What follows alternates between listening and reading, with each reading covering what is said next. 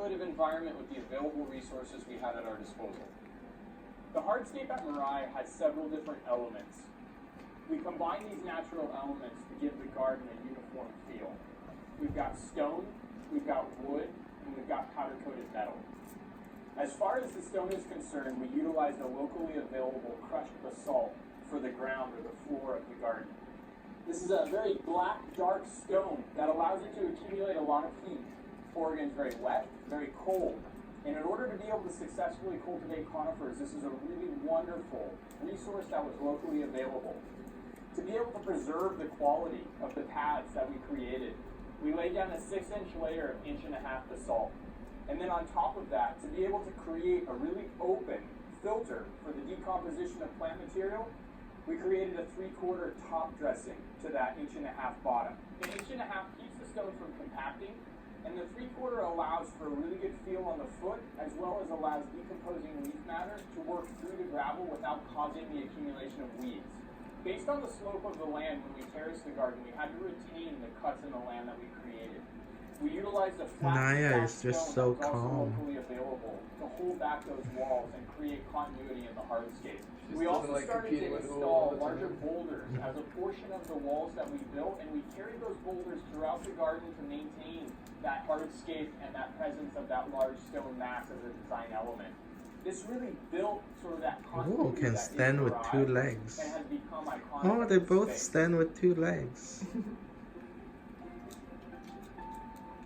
In regards to the wood that we chose to use in the garden, we selected wood to construct our benches because we could minimize the footprint and the size of the wood that is actually in contact with the ground. Our benches are made of 4x6 pressure-treated lumber that has a very minimal impact and a very minimal contact point with the ground. The pressure-treated allows it to last longer while being submerged, and it's set in 3 feet of concrete to make sure that we have total stability for our trees' support while on the bench. The monkey poles that are spaced throughout the garden hold some of our best trees. They're recycled telephone poles that are very patina from what they were originally.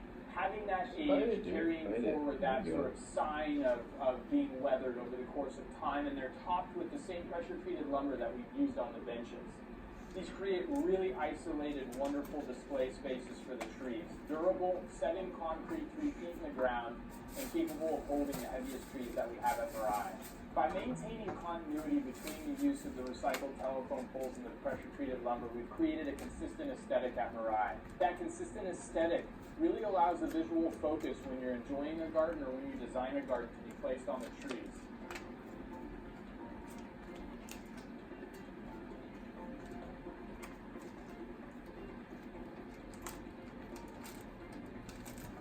The third hardscape element that we utilized at Mirai was a black powder-coated metal. You can see the accents in the gate behind me, but it was used throughout the garden and even into the workshop to create the shelves that form all of the display spaces for our pots. Metal is a really structurally sound element and works well with the idea of wood and stone to still stay inside of that natural component. It creates consistency, it creates structural strength for things that wood and stone might not be able to give us, and really rounds out that hardscape to create that design continuity. So the final component that pulls all of these pillars, the land, the microclimates, the outdoor spaces, the hardscape, the thing that pulls this all together is the softscape throughout your garden that you choose to utilize to unify the aesthetic.